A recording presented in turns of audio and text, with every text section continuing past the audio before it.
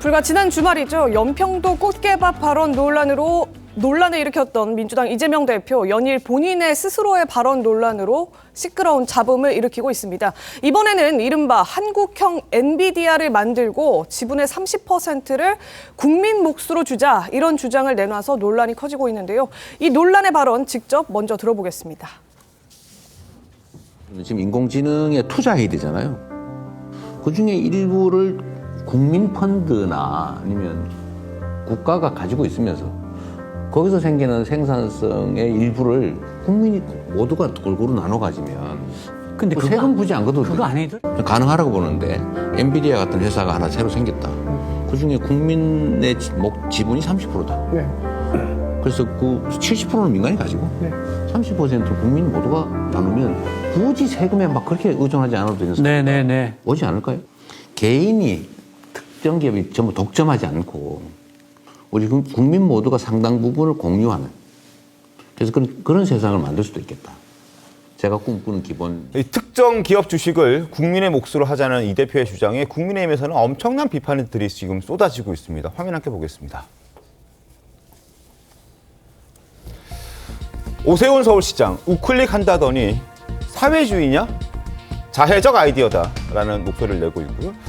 홍준표 대구시장 사악한 거짓말이다. 나경원 의원 기업 뜯어먹을 생각만 하고 있다. 그리고 유승민 전 의원도 공상 소설 같은 이야기다라고 하면서 지금 여권에서는 이재명 대표의 저 주장, 한국형 엔비디아를 만들어서 지분의 30%를 국민들께 주자라는 저 주장에 대해서 굉장한 비판의 목소리를 쏟아내고 있는 그런 상황입니다.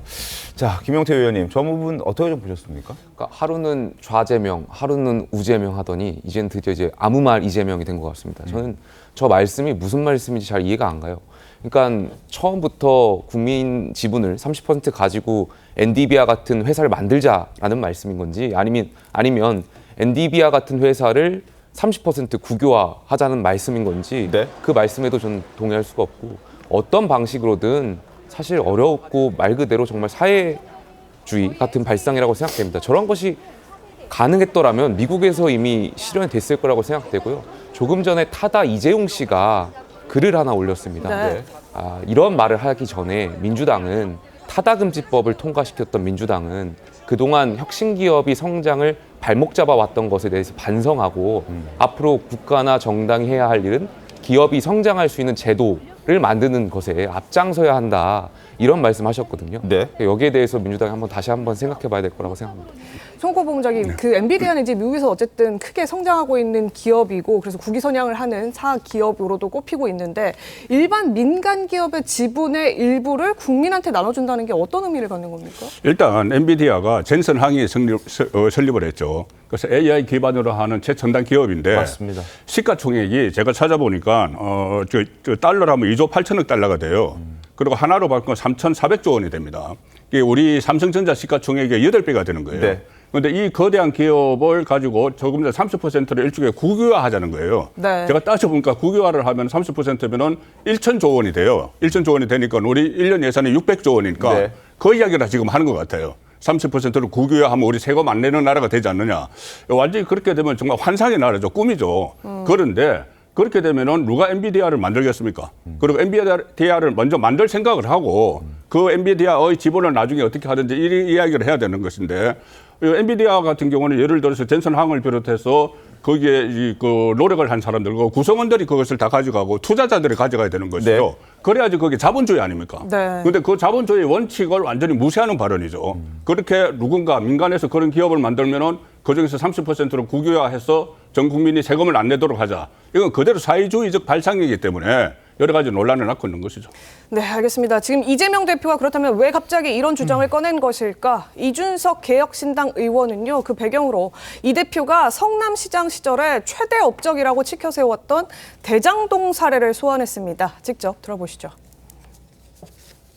네. 그 이재명 대표가 과거에 성남시장 하면서 뭐 여러 가지 개발 사업 우리가 익히 아는 것들 네. 대장동이나 백현동 이런 거 일으키면서 거기에 뭐 공공부문이 몇십 % 투자 수익 가져가고 이런 걸 하시면서 이제 이런 데 영감을 얻어가지고 IT 기업에도 그런 걸 적용하시려 하는 것 같은데요.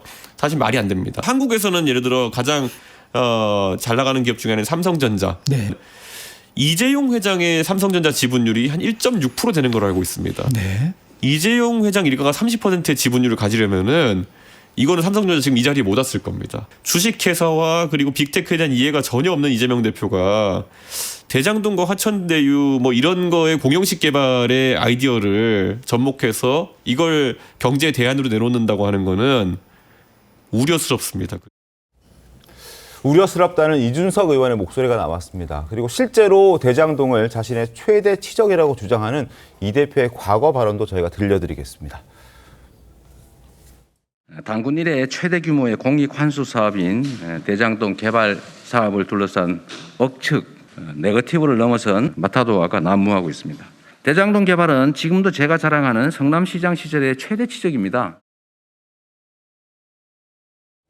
이준석 의원의 주장은 어쨌든 민간업자에게 수백억 원의 개발 이익을 안겨줬던 그 대장동 모델을 또다시 접목시키려고 한다는 그런 주장인데요. 윤기찬 변호사님은 저 이준석 의원의 주장과 지금 이재명 대표의 주장을 어떻게 좀 보십니까? 저게 이제 뭐 이재명 대표가 듣기에는 상당히 모욕적인 말일 수가 있어요. 그런데 저 부분에 꼭 동의를 하는 건 아니고, 왜냐하면 어쨌든 그 공주도, 관주도에 개발을 하겠다라는 취지로 보여요. 그런데 네.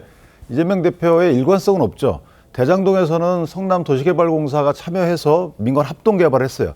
합동개발하게 되면 일단 토지를 수용할 수가 있습니다. 네. 그러니까 토지 조성이 굉장히 빠르고요. 분양가 상한제 적용받지 않아요. 그러니까 결국 그 이익을 이 성남 시민이 가져간 게 아니고 초과이익 환수 조항을 만들지 않았잖아요. 그러니까 네. 결국 성남 시민에게 돌아갈 돈을 오히려 덜 돌아가게 했다는 의혹이 있는 거고요. 근데 백현동에 가면요. 또 다른 방식을 적용합니다. 백현동에 가면 오히려 민관 합동 방식으로 하겠다고 해놓고 거기 민관 합동 방식으로 하지 않고 민간만 하게 돼요. 그러니까 성남도시개발공사가 참여하지 않도록 했다는 의혹이 있는 거예요. 네. 그러니까 이게 여기하고 저기하고 다른 거죠. 따라서 이 부분은 본인의 어떤 경제 개발 기조가 들어가 있다고 보는 것이 아니고 뭔가 하여튼 민간업자한테 몰아주는 방법을 선택했다. 이런 의혹이 있어서 지금 재판까지 받고 있는 거잖아요. 그러니까 저 부분은 이것과 약간 결이 다르고 네. 이 부분은 뭐가 문제냐면 사실은 30% 이준석 의원도 얘기했지만 기업을 거의 소유하는 겁니다.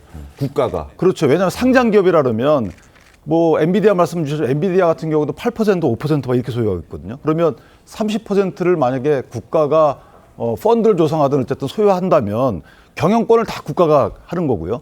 모든 그 배당 여부도 다 국가가 결정합니다. 이것은 민간 기업이 아닌 것이죠. 이건 사실은 사회주의라고 저희가 볼 수 있는 거고, 또 하나는 저희가 이제 기업 세금을 못 내면 물납을 하는데 네. 물납받은 회사의 40%가 망했어요. 그만큼 기업이라는 것은 이윤 추구 동기가 있어야지만 경영에서 혁신도 하고 하는 건데 네네. 국가가 만약에 경영을 다 좌지우지한다. 그럼 이거는 이제 지금 이미 망해가는 공산주의나 사회주의하고 비교해 볼 때 그쪽에 더 가깝다는 거죠. 따라서 그런 부분이 더 걱정된다. 이런 걱정. 근데 윤 변호사님, 이 대장동 비유가 사실은 이 대장동 당시 개발 당시에 일부의 수익을 성남시가 환수할 수 있도록 민관 합동 개발을 한 거잖아요. 그러니까 이것도 마찬가지로 국민의 30% 지분을 떼줄 만한 그런 의향이 있는 기업을 골라서 약간 AI 개발 산업 전폭적으로 할 수 있도록 정부 차원에서 지원해주고 하게 된다면 이것도 대장동에서 겪었던 수익 모델을 똑같이 차용해서 지금 이 방식으로 하겠다라고 연상해 볼 수도 있는 지점 아닌가 싶긴 그러니까 합니다. 이준석 의원이 한 말은 이런 식으로 경제 운영을 하게 되면 비리의 가능성이 커진다는 취지가 숨어 있는 거고요. 대장동식을 보면 그럴 수 있다라는 거죠. 그런데 대장동의 경우에는 사실은 민간업자들이 개발 안 해도 됐던 부분이에요. 그냥 관주도를 하면 됐고 원래 그렇게 얘기했던 부분들이고요. 근데 민간 합동으로 가면서 사실은 민간업자한테 천문학적 수익을 몰아줬고 네. 거기서 관이 개입하면서 관이 갖고 올 수 있는 수입을 오히려 막았잖아요. 그런 의혹이 네. 있는 거잖아요. 그렇기 때문에 대장동 개발 방식을 여기에 적용한다라고 꼭 등치시킬 수는 없다는 것이 사실은 국민 복지를 위해서 한 그 개발 방식은 아니라는 거죠. 대장동도 마찬가지로 어찌 보면 민간업자들에게 토지 수용을 좀 더 편하게 해주고 그다음에 분양가 상한제를 없애주고 이런 특혜는 다 제공하고 그다음에 성남도시개발공사가 갖고 올 수 있는 다양한 방식의 이익을 막은 거 이게 이제 재판받는 의혹이거든요. 그렇다면 이거하고 그것도 다른 차원인 거죠. 다만 이런 방식으로 네. 할 때 비리 의혹이 더 커진다라는 말이 숨어 있다 이렇게 생각합니다.